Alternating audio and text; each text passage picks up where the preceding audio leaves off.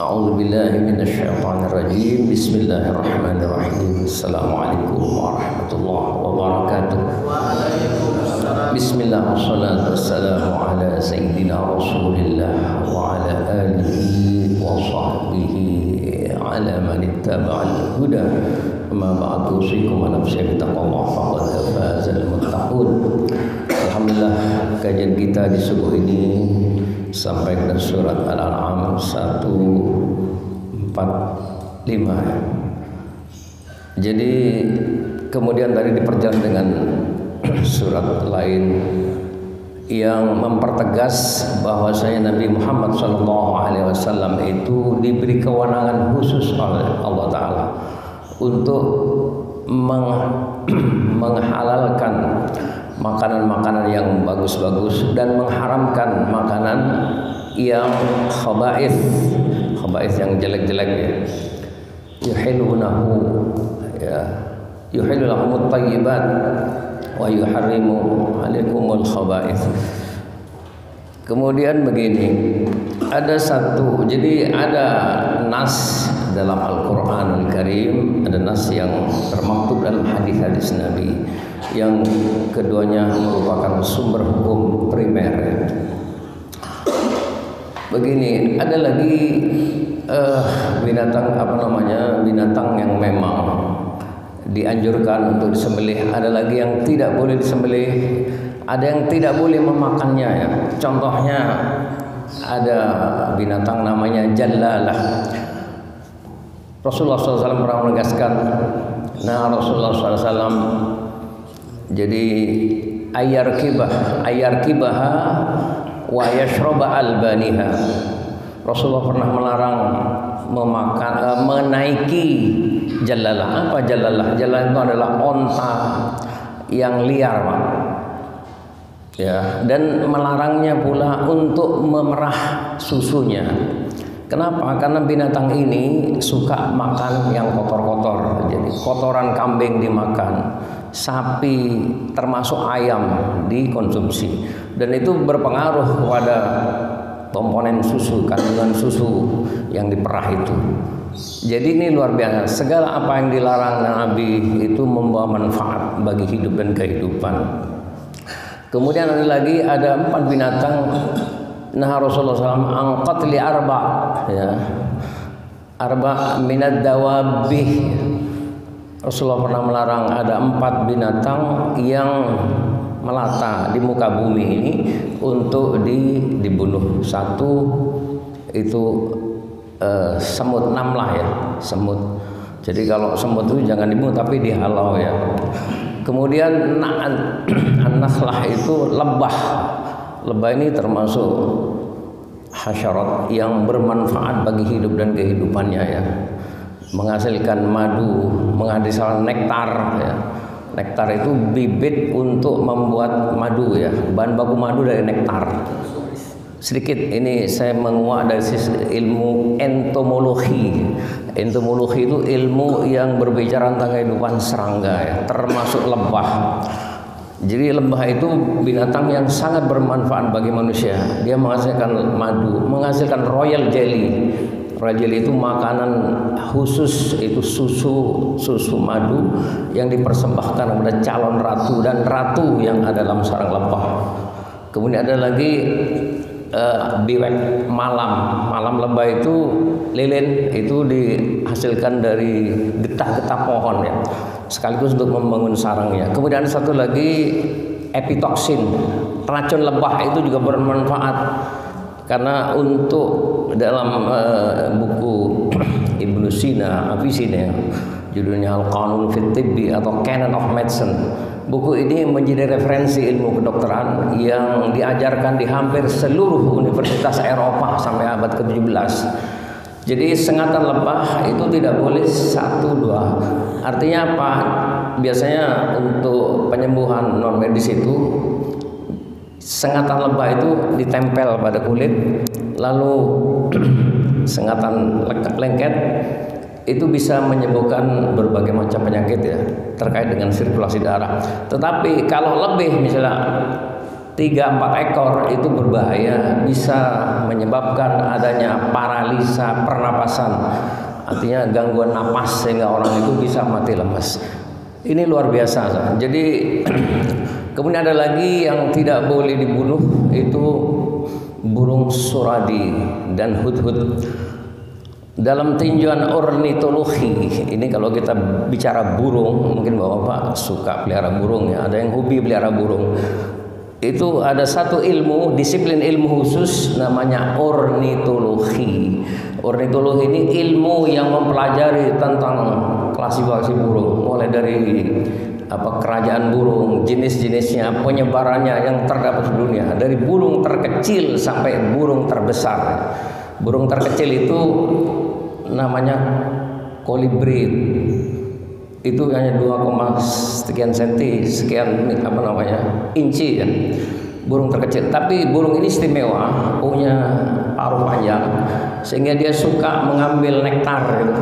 Itu bahan-bahan. Kemudian burung ini punya kelebihan lain, dia bisa terbang sejauh 500 mil. Sebuah penelitian di Amerika menyebutkan itu burung ini bisa melakukan emigrasi dari Alaska, lalu Amerika sampai ke Meksiko. Itu luar biasa kemampuan atau daya terbangnya. Kemudian burung ini disebut-sebut burung yang paling banyak menggetarkan sayapnya dalam 1 menit, dari 50 sampai 200 getaran. Jadi tapi burung ini kalau tidak pernah hinggap di dahan, tapi dia selalu menggetarkan sayap untuk mengambil makanan itu. Ini luar biasa. Jadi ada lagi burung yang hidup di bawah 40 derajat nol, di bawah nol ya. Itu burung penguin.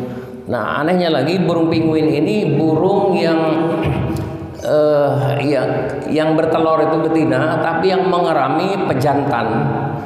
Yang betina justru terbang sekitar 3 bulan itu di musim dingin, yang biasanya hidup di daerah kawasan es, kawasan kutub. Dan Allah memberikan kelebihan apa?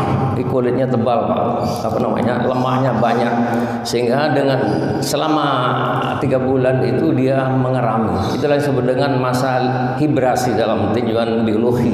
Hibrasi itu bisa tidur dalam jangka panjang terkait dengan pergantian musim. Kalau musim salju, musim dingin itu dia tidur cukup panjang, kemudian sampai menetas itu bayi-bayinya, luar biasa. Kemudian ada lagi burung yang paling besar di dunia, itu burung onta. Burung onta ini sederajat dengan onta ya. Karena itu bagi mereka yang melaksanakan haji atau umroh, bila melakukan pembantaian terhadap burung onta harus membayar denda sama dengan membayar 1 ekor onta ya. Luar biasa. Jadi kemudian ada lagi burung suradi. Burung suradi ini termasuk burung yang dilarang untuk dibunuh. Itu biasanya dia hinggap di berjalan di atas tanah sekali terbang. Makannya itu makan biji-bijian. Ini termasuk burung yang cantik sekali, warna-warni bulunya. Kemudian ada lagi hudhud. Nah, ini saya komentari sedikit. Hudhud adalah burung yang disebut oleh Allah dalam Al-Qur'anul Karim termasuk jenis burung purbakala. Dalam istilah ilmiahnya dikenal dengan nama Epupa epops dalam suku Epupidae. Burung hudhud pernah dimanfaatkan oleh Nabi Sulaiman alaihissalam untuk mengirim surat dakwah beliau kepada Ratu Balkis di Sabah. Sebab pada suatu hari Nabi Sulaiman itu mengumpulkan bala tentaranya, ada pasukan manusia, pasukan jin, termasuk pasukan burung. Ada satu jenis burung yang absen dalam pertemuan apel itu. Kemudian Nabi Sulaiman mengancam, kalau dia hadir absen tanpa memberikan alasan yang jelas, akan kami bunuh atau akan kami sembelih. Ternyata burung tadi ketika menghadap Nabi Sulaiman, dia menyatakan keterlambatannya itu karena ia singgah di negeri Sabah ya.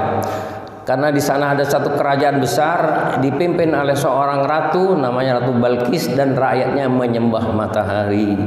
Kemudian Nabi Sulaiman mengutus burung ini dengan dibawahi sebuah surat yang awalnya dimulai dengan ucapan Bismillahirrahmanirrahim.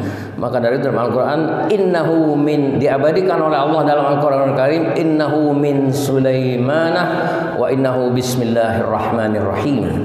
Sesungguhnya surat itu berasal dari Nabi Sulaiman, dan di awal surat itu diawali dengan ucapan bismillahirrahmanirrahim. Karena itu ada dua orang nabi yang diberi kewenangan untuk mempergunakan ucapan ini. Satu, Nabi Sulaiman alaihissalam.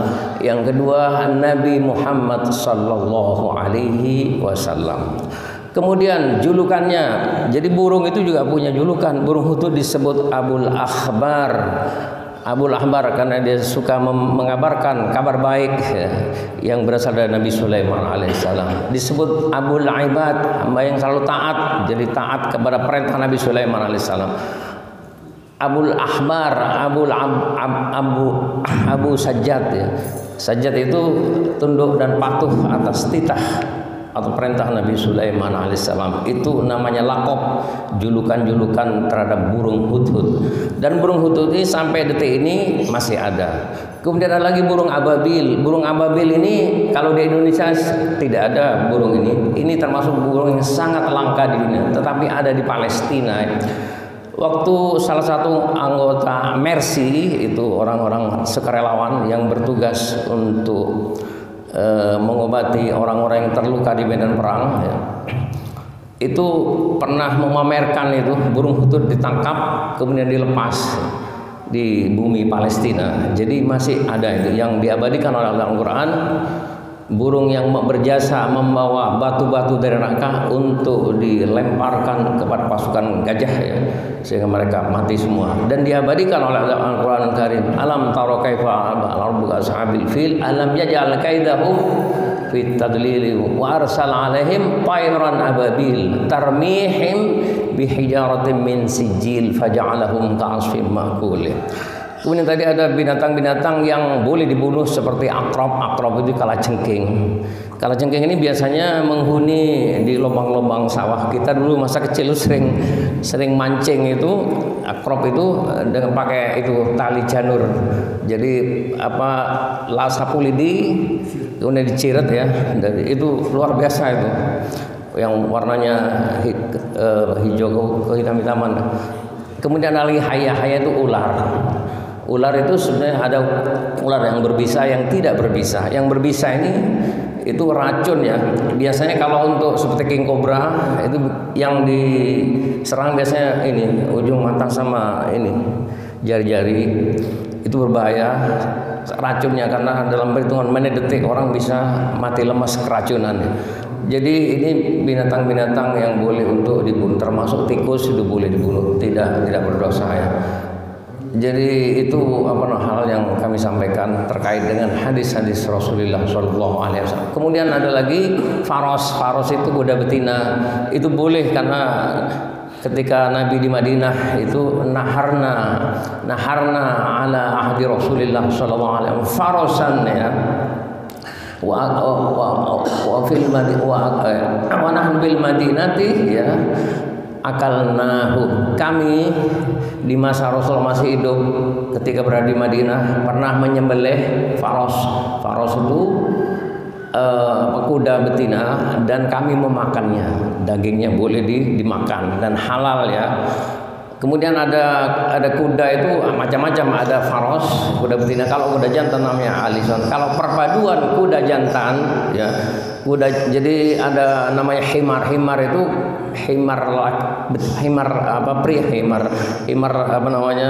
jantan kawin dengan faros kuda betina melahirkan satu keturunan namanya baghl ya, atau baghlah itu yang betina. Dan Nabi punya ini baghlah itu pernah Nabi mendapat hadiah dari seorang sahabat Rasulullah SAW. Maka itu ketika Rasulullah wafat itu disebut-sebut lama tu fi Rasulullah SAW ma taraka Rasulullah SAW inda mautihi wala abdan wala amatan wala dinar wala dirhaman illa baghlatahu bayda faja'alaha sadaqatan. Ketika Rasulullah wafat, Rasulullah tidak meninggalkan budak laki-laki, budak perempuan, tidak meninggalkan harta kekayaan berupa dinar dan dirham kecuali satu baghlah, yaitu hasil silang perkawinan antara himar dan faros itu yang dihadiahkan oleh Nabi sebagai sedekah. Jadi Nabi tidak mewariskan harta kekayaan apapun. Kemudian ada lagi naghlah. Nah, kalau naghlah itu perkawinan silang antara kuda jantan dan himar betina namanya atan, melahirkan satu spesies baru namanya naghlah atau naghl. Itulah sekelumit tambahan. Semoga Allah mengampuni dosa-dosa kita, dosa-dosa orang tua kita, baik yang masih hidup maupun yang sudah wafat. Semoga Allah memberi keberkahan kepada kita semua, diberi keberkahan dalam hal umur, rezeki dan waktu. Aqulu ma tasma'una, hadana Allah wa iyyakum ala fumikum. Assalamualaikum warahmatullahi wabarakatuh.